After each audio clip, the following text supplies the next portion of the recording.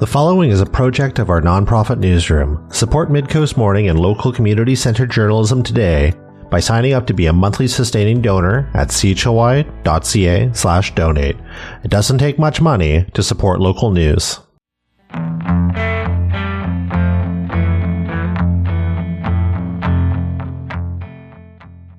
Hello and welcome to Midcoast Morning.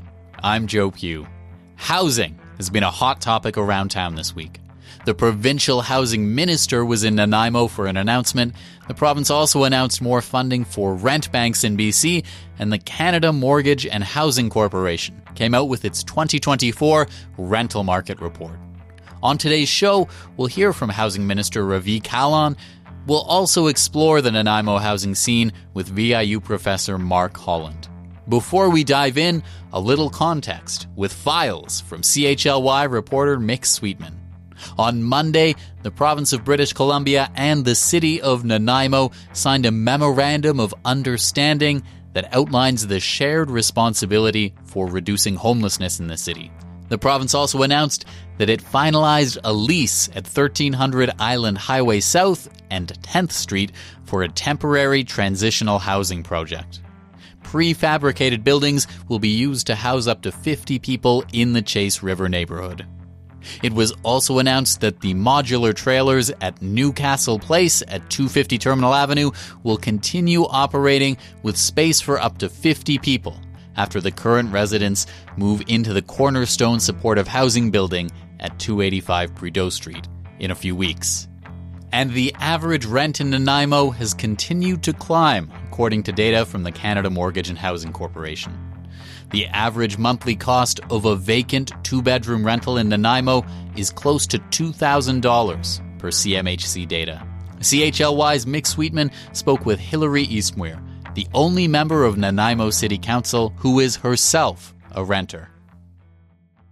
It was honestly a big part of why I wanted to get involved in municipal politics, because I do think that representation around the council table is really important. And so you should have renters at the table when you're making these decisions. And it has really helped me have a better understanding of some of the challenges that people are experiencing in Nanaimo, some of the concerns that people have when they see the amount of growth that's happening, and some of the fears that a large portion of our population is living with because they feel at risk of losing their affordable apartment if they're forced to move.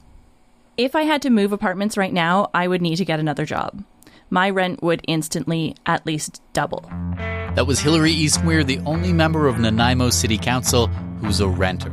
In light of the new data on rental housing and the announcements made in Nanaimo this week, CHLY reporter Mick Sweetman spoke with BC's housing minister, Ravi Kahlon. Like I've heard a number of announcements about kind of like supportive housing or transitional housing, often geared towards people who are street entrenched.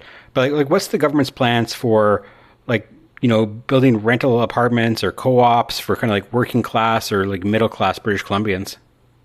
Well, we know that there's a huge need there. And right now, the private market is not able to deliver more affordable housing for middle income earners. You know, the folks who are working at the radio station, folks who are at police offices, nurses, et cetera. And so what we're focusing on right now is launching a new program. We've already announced this pretty publicly, but it's going to be called BC Builds. We'll have more to say on it in the coming weeks, but it'll see government step into a space that provincial governments or federal government has not done in Canada before. We're going to use public lands, public financing to build more affordable housing for middle-income family earners. Historically, the province has not done this. In fact, quite frankly, we're 20 years behind when it comes to building affordable housing, because for almost 20 years, the government decided, hey, this is not our place. The private sector will solve it. Well, we're paying the price for those decisions now. So we need to move into that space. More information coming on in the coming weeks. Right. Do you have a sense of kind of like, how many units or buildings might be the government might be looking at for Nanaimo? Well, I can't give an exact number because it partly depends on where the land locations are available. It's not going to be a one and done. This is going to be a rolling initiative that'll be year over year. Right now, we have, I believe, 580 projects that are in active construction or in the process of being built in Nanaimo alone. Just in the last 4 years, we've opened 1,000. So we know there's a lot more need in the community, and we're going to continue to make investments in Nanaimo in particular, because Nanaimo's got a lot of people moving there, a lot of young families. I've got family and friends who actually moved to Nanaimo recently as well, and the need is desperately there. Right. Speaking of people moving to Nanaimo, one of the city councilors here, I spoke to her the other day. She said she wouldn't be able to afford to move to Nanaimo now if the rents were what they are now when she first got a job here in 2013. She's specifically saying that the province should be looking at vacancy control, like at least in some limited fashion. Like, how do you respond to that? Well, we've put things in place such as a rent cap, protections for people that are being evicted because of renovations. But what we've seen through across the country, or even BC Housing Task Force recommended against it, because what it does is it disincentivizes others that are looking to build purpose-built rentals. And so during a time when we need more housing to be built, throwing a disincentive in the way that will preclude that housing to be built would be counterproductive. In fact, I know even New York and other jurisdictions that have strong vacancy controls are actually looking to ease them back because they've seen that it's become a real challenge for them. So it's not something we're looking at right now. There are needs for better protections for renters, and that's some work that's coming for this upcoming session. We're taking steps when it comes to short-term rentals to use that housing stock and bring it back, make it available for people, because in the end, that's what we believe. We need this housing stock for the people in our communities. So steps like that, increasing the supply and quite frankly, cutting a lot of red tape at the local government level, at the provincial level, so that we can get the housing we need, because the CMHC report was clear. We have not enough housing for our population. The barriers are there. We need to remove those barriers in order to address this challenge that we have. Nanaimo's also had some experiences, some difficulties with our shelter not being able to meet the building codes. City Council actually just exempted the shelters from enforcement of those building codes. I know that the province has said in the past, I think you said it, that there is money to kind of improve shelters and build new shelters.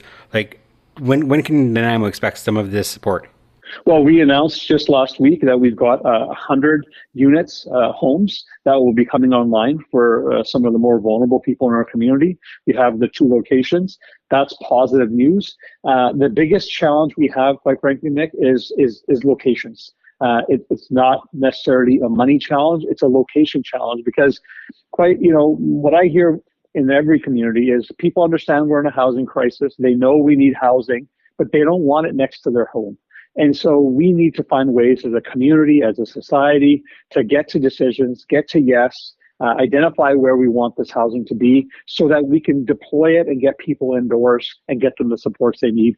That's a number one goal of mine. I'm very pleased that the Nanaimo Council is supporting us for these new 100 units. And my hope is that we're able to get more in the community. Right. And just on the Chase River, right. And just how do you respond to some of the criticism from advocates that the location in Chase River, kind of like almost on the edge of the city, is too remote? It's too removed from services that people need.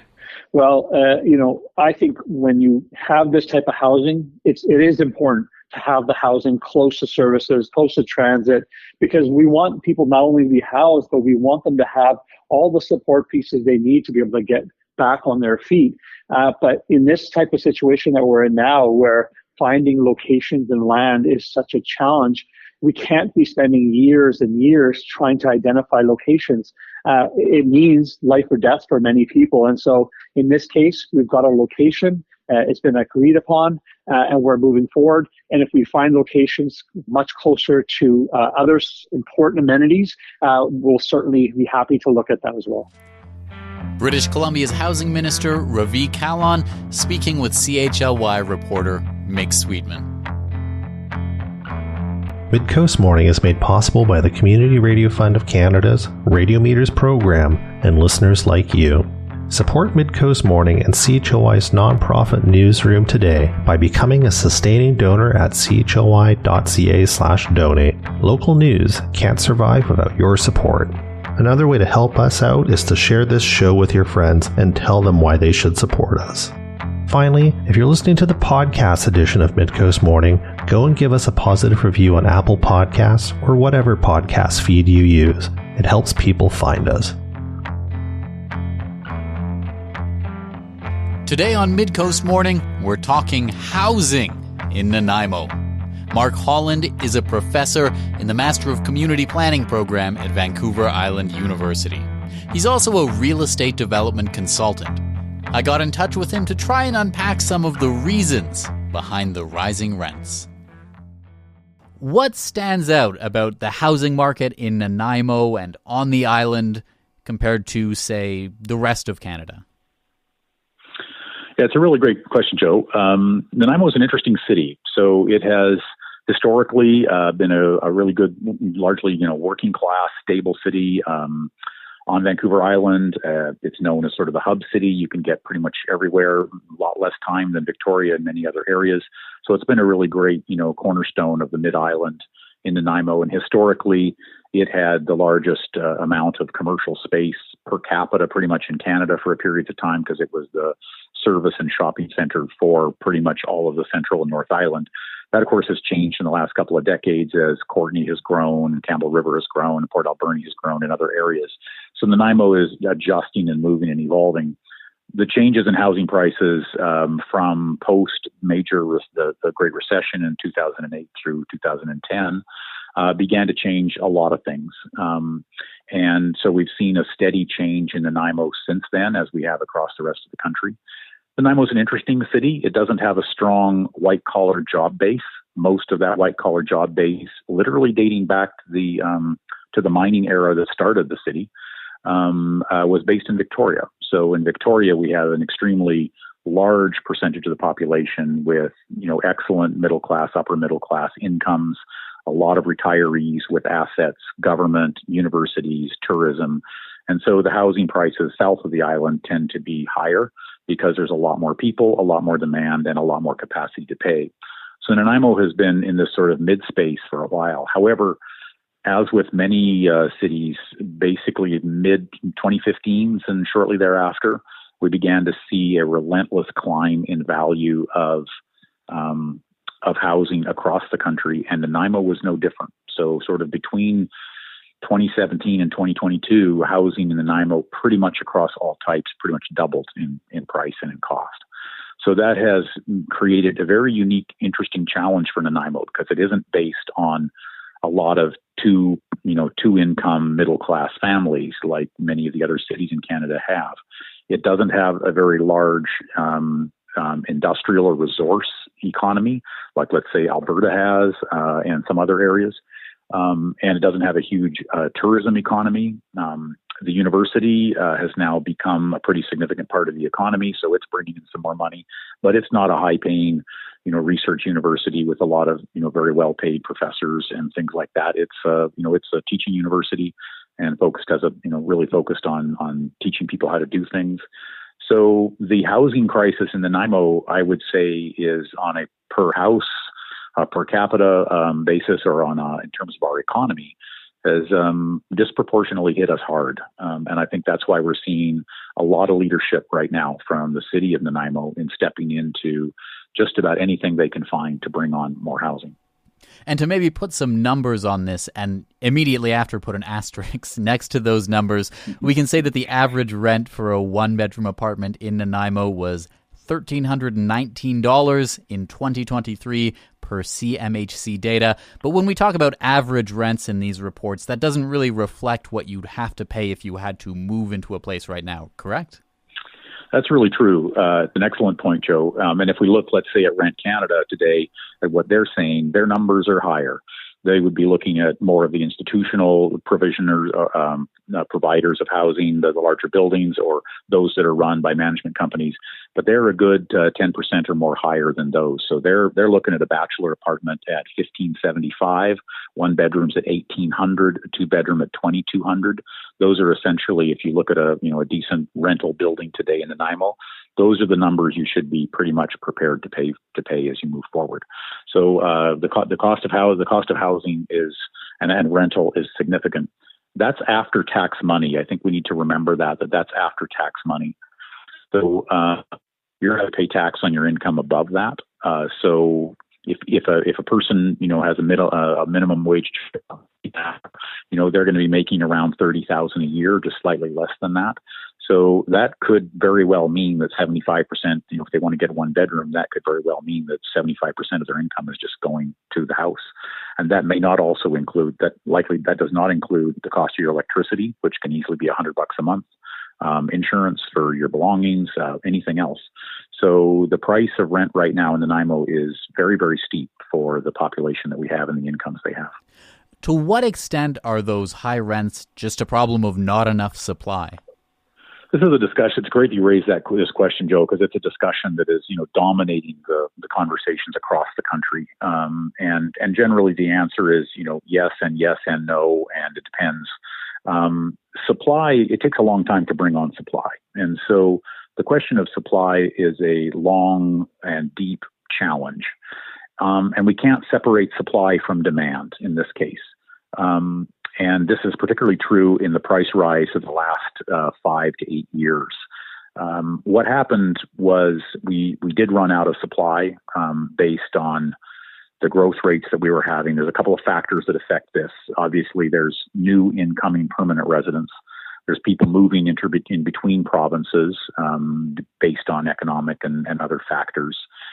We have a whole shadow group, which is not accounted for very well in the statistics. And this has now come to light in the last week or 2 weeks around foreign students and those seeking asylum, refugees, and just the big surge of immigrants coming in now. That whole conversation, has become now linked to housing, but previously wasn't. So we had a steadily growing demand. Most municipalities only look at the projected growth rates once every 10 years when they do their official community plan update. The legislation in the province until this last year only required 5 years of housing supply in the plan. Now, most people put more in than that, but we really have not been tracking in our housing supply planning exactly how much we're going to need. And this has been a chronic problem across the province, even across the country. And Nanaimo was not immune from this. So when we look back to previous official community plans, we're not seeing a lot of growth capacity involved, particularly the previous one before this.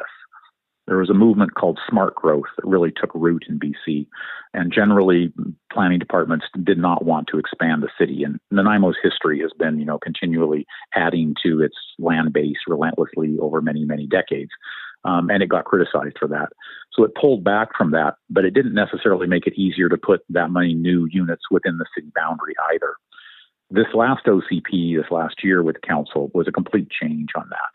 So we're seeing the city get out of the way of people providing housing. They up-designated huge amounts of the city to, 4 and 6 story buildings, in some cases 12-story buildings outright.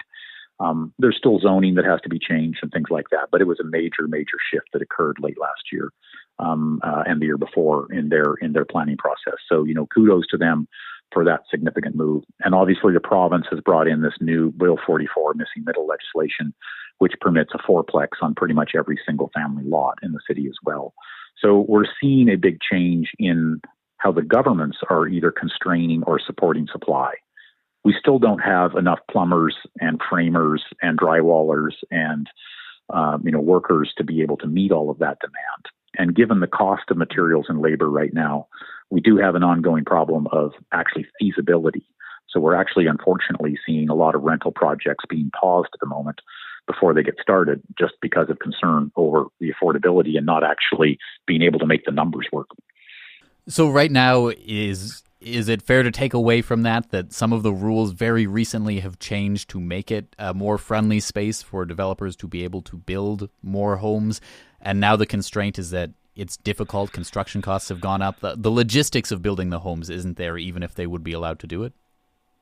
You nailed it, Joe. That's really the challenge we have now. Now for a full market, and again, Nanaimo, this is where my comments earlier about sort of the average incomes and, the workforce base in Nanaimo and its surrounding area. It's not a high paid workforce. And so larger cities like Victoria and Vancouver and others, they have a body of renters and a body of buyers that have much higher incomes, and that can continue to drive the production of new housing. And then those folks are freeing up the housing they were living in, and so we get what we call the vacancy chain or filtering as these units become available. Nanaimo doesn't have that deep a base of that kind of market, so we have people steadily moving in with larger urban savings and incomes, retirees, and that do help a bit, but it's a real challenge to make these things work, which is what's brought us to today's situation where the governments at all levels are having to really step in and provide funding for rental housing, because the price you have to charge in rent in order to pay off the cost of building the building is just not adding up. The buildings today, Joe, are the most expensive buildings we've ever built as a species. We have every year more requirements for seismic, for accessibility, for energy efficiency, all of them fantastic public objectives. But the implications always raise costs. And so governments are now stepping in with very long, so CMHC has been essentially the godsend for all of this. And a lot of the people I talk to in our industry basically have come to presume that CMHC will now have to stay in the market for as long as we can't see an end to that. If they pull back on their funding, then the housing will simply stop, because most rental projects don't work unless CMHC or some equivalent fund is providing either long-term mortgages or underwriting the risk on loans, or frankly, outright giving grants to buy down some of the cost of the construction and the land, and many different other ways to support. And then other government programs are coming in to offer those who are trying to access this rental with additional help in a variety of ways, income supplements and things like that. So the days when we could totally rely on the private sector to take care of this, I think they got away from us. And we're now going to be dancing with government programs for largely probably the rest of our lives to figure out how to make this work. And so the housing developments you're talking about there that you're saying we'll probably need government help forever to get built, those are just, say, market rental housing that someone with a job and a $40,000, $50,000 a year income is trying to live in? Even those are prohibitive for anyone to build economically? They are. Some of them are being able to be built. The factors that go into so if you look at a construction or let's say a real estate development, what we would call a pro forma, it's its financial model. This is what the owner and the banks and everybody look at. There's a sequence of costs. So there's the hard costs for the building. This is the concrete and the wood and the siding and everything, the drywall. There's the soft costs, which are all the people who are involved, all of their charges. There's municipal costs. So there's fees to apply for every application. And then they have to pay development cost charges to help cover the cost of extra loads on pipes and roads and things, as well as community amenities to help support, more recreation centers and anything else that's needed. So there's a whole series of costs that go into it. And then there's the cost of money for renting the money, taking out the mortgages and the construction financing to build it. At each one of those, essentially those costs just keep going up. And that's why the prices have really pushed it up. You can only charge what you can charge in the market. And we pretty much maxed that out. We saw a steady rise in the percentage of household incomes going to housing over the last 15 years. And, now it's not uncommon to find a 2-income household where one of the incomes just goes to cover housing if it's, say, like new housing. And that can even be rental as well. So we're really maxing that out. So a lot of these programs, a lot of the buildings just really don't work if they're even 100% market rental. Part of the challenge with rental, Joe, in this one is that it's a smaller group of developers who will build rental. And the reason is that when you build a rental building, you don't get to sell it, get your money out, and go to the next building. Your money's all still tied up in that building. You can take out a big mortgage on it to get some of your money back out, but you're still got so much equity tied up in that building. So it's usually only the larger developers who have a pretty robust financial foundation that they start building and keeping those. Now, you can sell those buildings to REITs and other, basically companies that manage rental housing. And we've heard a lot about them in the news, the Cap REIT and some of these other companies that buy these, Starlight and others. So you can do that. But generally, it's a smaller group of developers that build rental housing. And they're usually from larger cities most of the time. They're building larger buildings. They require a lot more of their own money to go into it. to make this work. So as it's gotten more expensive, we actually have a smaller pool of people who are building the housing. Most of the government programs come in and they will help you make the building work. Most municipalities want to see a certain percentage of those units to be below income or more affordable, if you will, or attainable. There's a number of catchwords we use to describe this. So the governments will come in to help you with funding if you provide a certain percentage of those units at, say, 20% below market rental. And usually a nonprofit organization will be hired or step in to manage who gets access to those through a lottery program or some other management program. So yes, we're hovering at where we pretty much almost need some of those government funds to really make very many projects work if they're going to be rental. We saw an announcement for new transitional housing in Chase River this week. The province also announced funding for rent banks in BC. Given what you've just talked about in terms of challenges of making even market housing, are interventions like the ones I was just talking about, is it possible for them to keep up with the growth of the people who would be priced out of the market and need to access them?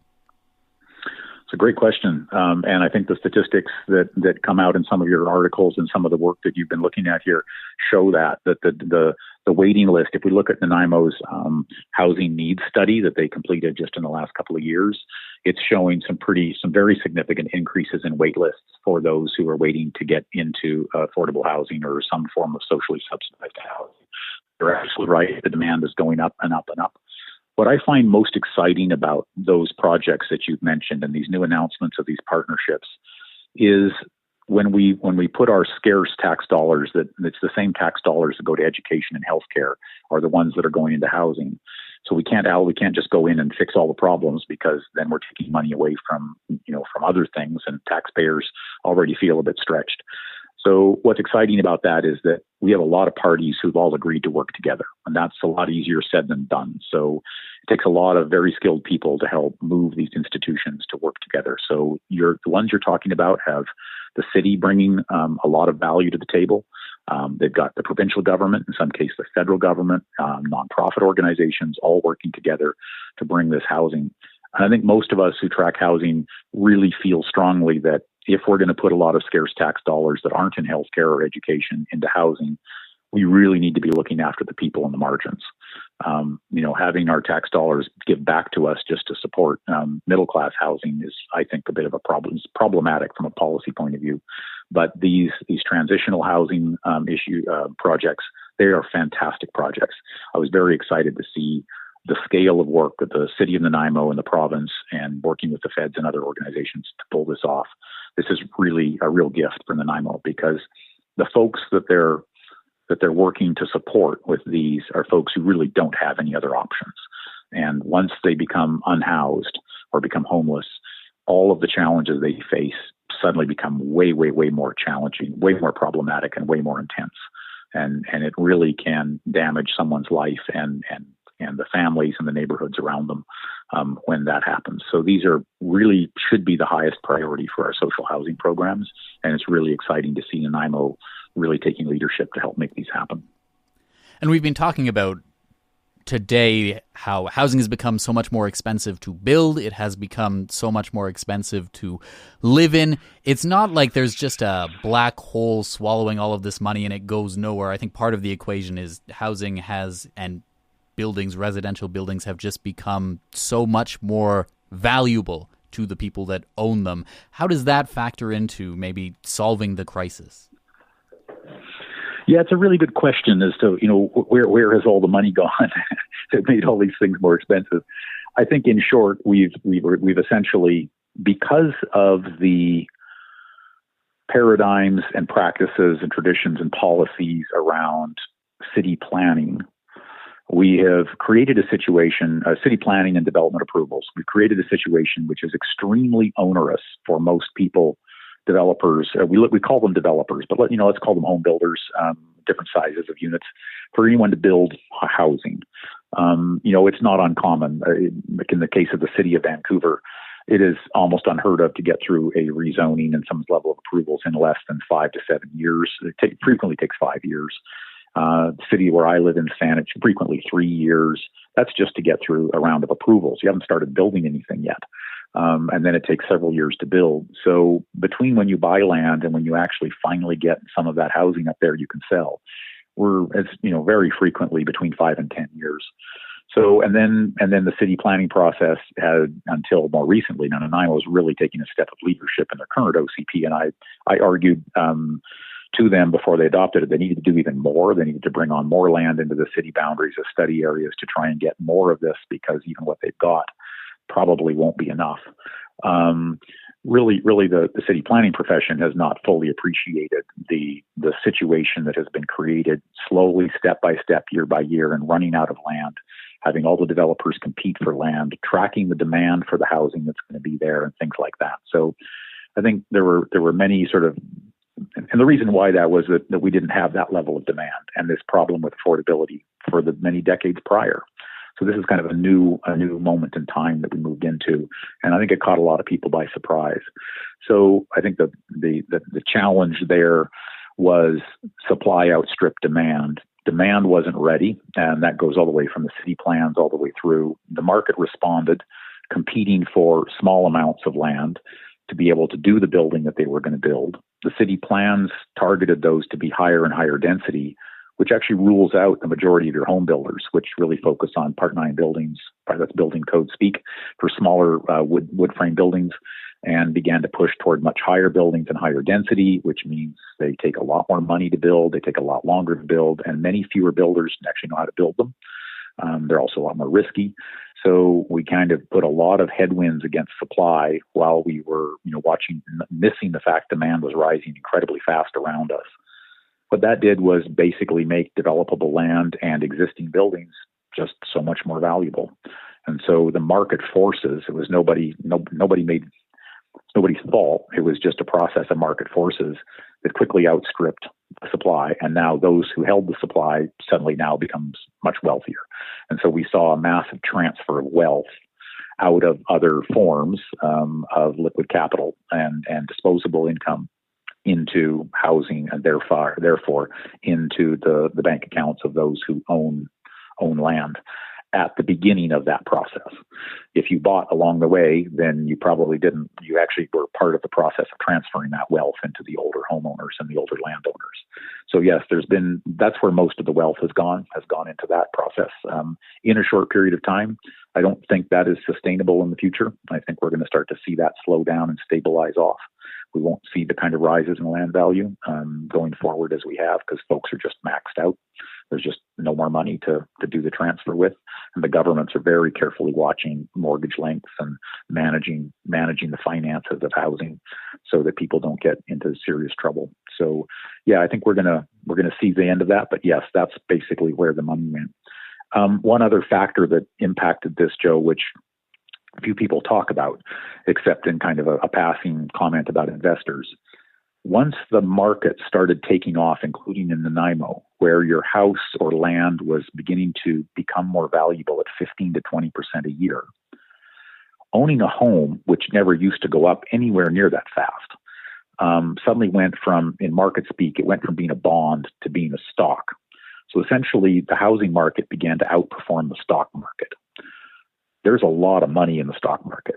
And when this began to happen, people with assets, whether they took them out of the stock market or borrowed against them or had other money, many people moved into buying homes to become landlords that never otherwise would have, because they would have normally kept their money in other higher performing investments.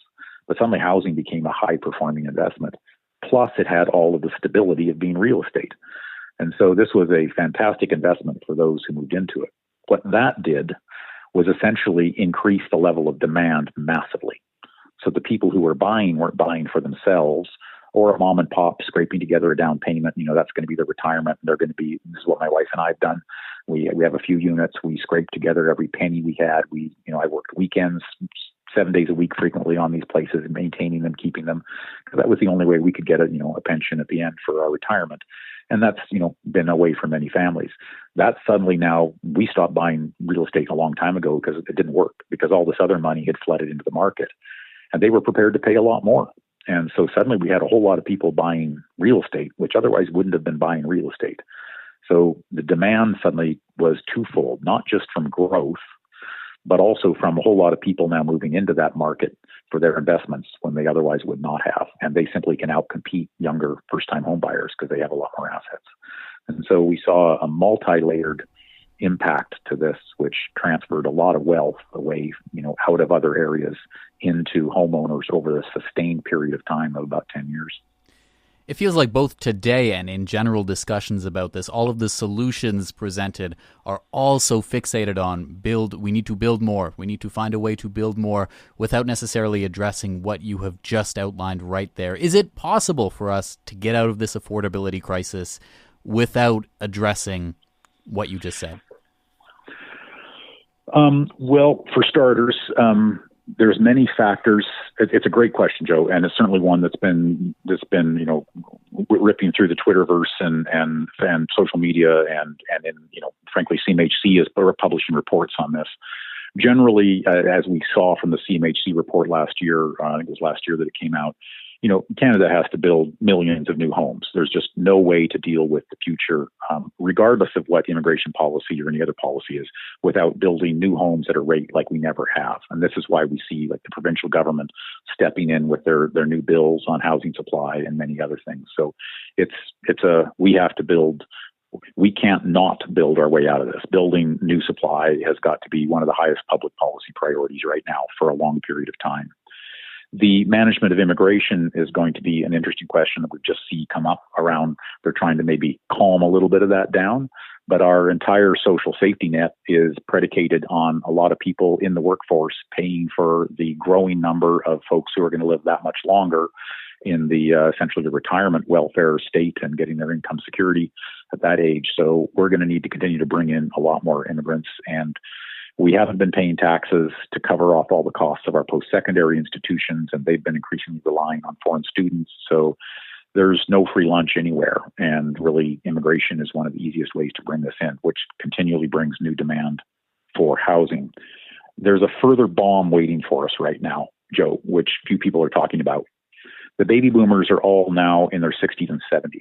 So, the youngest baby boomers are in their early 60s, and the oldest ones are well into their 70s. Between the ages of sort of late or early mid 60s and early mid 80s, most Canadians go through at least one to two types of housing that are different than the ones that they started at. So most baby boomers have been comfortably ensconced in their single family homes across Canada most of their lives. And they're now heading into a place where, we affectionately say, I'm tired of mowing the lawn, but it gets to be a lot more than that. If you've got stairs and your house has probably not had a lot of upgrades over the last 30 years, maybe you raised your family there, and all of a sudden it's going to take a lot of work, and you're just getting tired of doing that. You want to do some more travel. You don't want to be spending all your weekends busy repairing this old place and mowing the lawn and taking care of things. And so we're seeing a shift away from that kind of housing now for what is probably one of the largest demographic groups in the country, and they're living a long time. They tend to like to stay in their homes, but at a certain point, really what they want is, their own home, usually ground oriented, but really they need a bedroom on the main floor as the kitchen and the living and the dining. So they have one floor living. So in the next 15 years, 20 years, we're going to see probably 20 to 30% of the population, up to double that in some communities like Qualicum Beach, where, almost a good over half the population is over 60.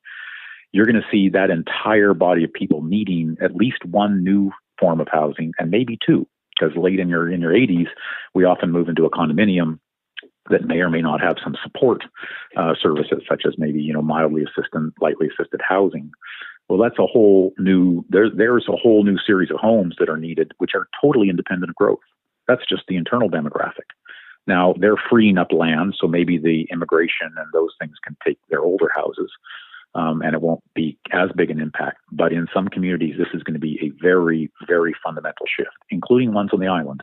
I think we're going to see in the next 15 years a complete change in some of the character of the neighborhoods in Qualicum Beach and Parksville and maybe some of Ladysmith, but certainly those two communities.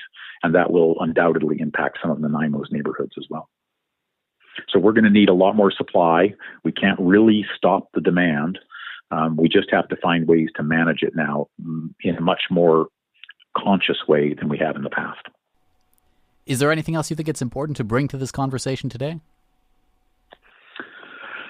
I think there's sort of I would strongly encourage, and this is not a local government issue, this is a senior government issue, but I think as long as there are moments in time when mortgages drop to 2%, we're going to deal with this ratcheting up of housing prices, and then they really don't come down. And it's not in the government's interest to create policies that crash house value, because then lots of families end up underwater and can't make their mortgage payments, and that's a social disaster that's coming to that. So they tend to not want to do that. But we really need to find fiscal policy that gets people out of rental. So the stress test, I am not a fan of the stress test, because what it did was it contributed to locking the millennials into rental. And so what happened, Joe, was we ended up with too many generations in rental, because the millennials were unable to get out as fast as Generation X. And we, at my generation, we struggled to get out. We had to put everything we had into housing in order to get out of rental into ownership. Way harder than the baby boomers and other previous generations. Millennials had almost no chance. So many of them are stuck in rental because of the stress test, because of the rise in housing rates, and just totally exceeded their incomes.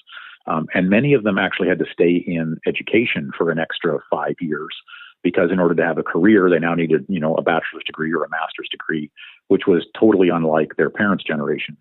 And so, we basically took that generation, and Gen Z is even worse off in that regard. They've got to go to school. They've got to get a bunch of student loans. Then they have to pay them off.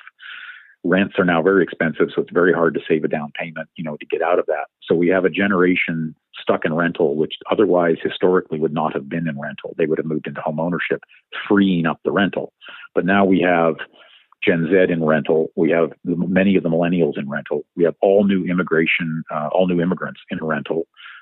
We have, because housing's so expensive, we have more people in rental from every other generation. And now the baby boomers, some of them will be exiting and selling their single family homes or otherwise, and freeing up the capital to live on for the final decade of their lives. And they're going to be in rental. So the nature of the rental business is the fundamental front line of housing in Canada. And so we're going to need policies that help get the next generation out of rental into home ownership, whether that's extra long amortizations on mortgages, other programs to help them within appropriate, boundaries of criteria for those. And we're going to need very significant initiatives to build more supply. And we're going to have to much more carefully manage the different competing agendas for immigration, social policy, and our housing. So we've never been here before. We can argue that some folks should have seen this coming, and maybe many did, but nobody listened. So now we all know we're here, and really it's all about working together to solve that, because this is a new window of time, and everybody has a role to play to solve this problem. Well, Mark Holland, thank you so much for taking some time to discuss it with me. It's a real pleasure, Joe. Thank you. Mark Holland is a professor in the Master of Community Planning program at Vancouver Island University. He's also a planning and real estate development consultant. That's our story for the day. Thank you for joining me. I'm Joe Pugh, host and producer of Midcoast Morning. Jesse Woodward is our executive producer, and Arby Frew is our technical advisor. I'd also like to give a big thank you to Mick Sweetman for his help and his stories this week on housing. You can find them at chly.ca. You can also get them emailed to you if you head to chly.ca/subscribe and sign up for our weekly newsletter. Our theme song is First One by local Nanaimo band Waste Management. If you have a story you would like us to cover, email us at news@chly.ca. That's all for now. I'll talk to you on another Midcoast Morning. Midcoast Morning would not be possible without the funding of the Community Radio Fund of Canada's Radio Meters program and listeners like you. Midcoast Morning is a project of CHLY's nonprofit newsroom. Support nonprofit journalism in Nanaimo and on the Salish Sea today by becoming a monthly sustaining donor at $5 or more per month. Support the program at chly.ca/donate. If you're already a supporter, record a voice memo telling others where you're listening from and why they too should support our work. After you're done, you can email it to us. Also, share the podcast with your friends. While Meta is blocking Canadian users from sharing news content on their Facebook feeds, you can still share our podcast directly with your friends via Facebook or Instagram Messenger. Finally, this program acknowledges and gives thanks to the Nanaimo First Nation as we broadcast and podcast from their traditional territory. Thanks for listening.